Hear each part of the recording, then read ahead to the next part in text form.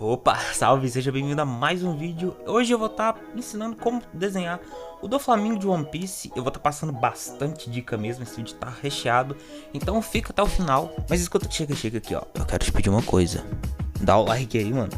E se você curtir alguma dica que eu passar aqui, compartilha o vídeo para algum amigo seu que você pensa, pô, acho que vai ajudar. Ou não, só compartilha, fazendo um favor. Mas deixa dessa mendigagem, bora tá falando aqui agora sobre o desenho. Olha essa referência aí que eu usei, tá vendo? Repara que o Doflamingo tá com a mão bem mais pra frente do rosto dele. Então o que eu vou estar fazendo? A mão menor que o rosto, correto? Errado, vou fazer maior. O quanto mais perto o objeto tá da câmera ou da pessoa que tá olhando, maior vai estar sendo esse objeto em relação às coisas que estão lá atrás, correto? Igual nessa mão aí, tipo, a mão do Doflamingo tá bem mais esticada pra frente, então logo ela vai estar sendo maior que o rosto que tá pra trás. Isso é até fácil de notar, de saber, tal, perspectiva básica. Porém, como eu vou saber que tamanho que essa mão tem que ficar em relação ao resto? Pra tá fazendo isso, eu usei uma técnica até legalzinha, que é medir pelo tamanho da cabeça do personagem. Você já deve ter ouvido falar de um esboço de cabeça que tem tipo 7 cabeças no corpo humano adulto e tal. Então eu peguei esse conceito de medidas de cabeça e medi na minha referência, tipo, deu 2 cabeças e meia, 1,5, e desenhei no papel normal. Ficou muito bom, tipo, eu tinha feito a cabeça um pouco menor, tava muito estranho, aí depois eu dei uma aumentadinha e ficou melhorzinho. Então sempre que um objeto tiver mais pra frente, você precisar usar ele maior, não precisa estar usando sua cabeça, lógico, pode estar usando outro objeto de referência que você vai estar multiplicando, dobrando o tamanho até ficar uma proporção legal. Nesse esboço diferente dos outros que eu costumo fazer, eu apliquei muito mais sombra nele pra tá dando um efeito mais completo no esboço. E mano, foi bom tá fazendo isso porque eu tenho uma noção melhor de como o desenho vai ficar. Tipo, eu tenho a visão dele preto e branco normal. Geralmente sombra eu não costumo marcar, já que eu mudo bastante a referência. Eu adiciono sombra onde não tem, taco degradê, mas como desse desenho eu resolvi tá seguindo um pouco mais a referência, lógico que mudei uma parte ou outra, mas o fato de eu ter aplicado a sombra me ajudou muito. Inclusive eu quero estar passando uma dica um pouco mais pra frente de como tá fazendo o decalque um pouco mais diferenciado quando tem muita sombra assim no desenho. Bora pra line art. Minha família é Don Quixote, e pra quem me causa dano, o destino é a morte. Vou me ter uma arma, e foi com ela que eu me vinguei. Meu próprio pai matei, me tornei controlando as cordas, espalhando mal. Óculos vermelhos, chama infernal. Destinado a ser um deus imortal. Doflamingo, um demônio celestial.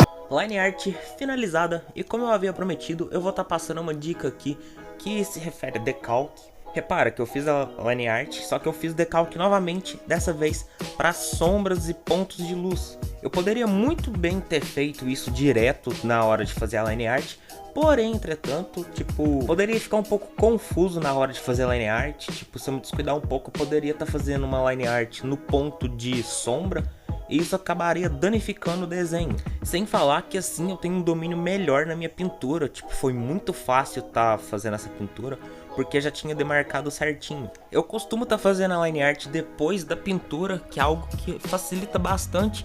Porém, como a maioria das pessoas fazem a line art antes, então eu resolvi tá fazendo assim também. E pra tá chegando nesse tom aí, tipo, esse lado tá um pouco mais escuro, porque eu resolvi tá adicionando um ponto de luz vindo da esquerda. Então eu apliquei umas tonalidades para ficar um pouco mais escuro em relação ao outro lado.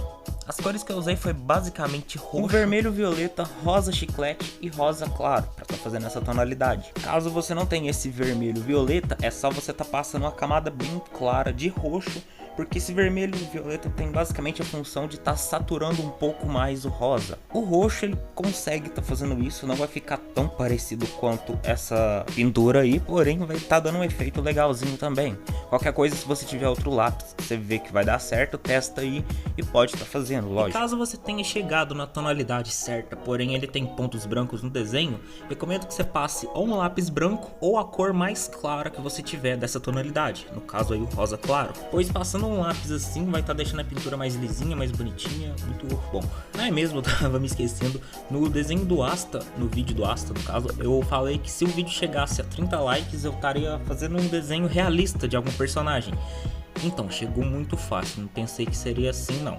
Então, eu acabei fazendo o desenho, porém eu não estava muito animado para gravar, então eu fiz em off mesmo, ficou até legalzinho, ainda vou postar ele para uma collab.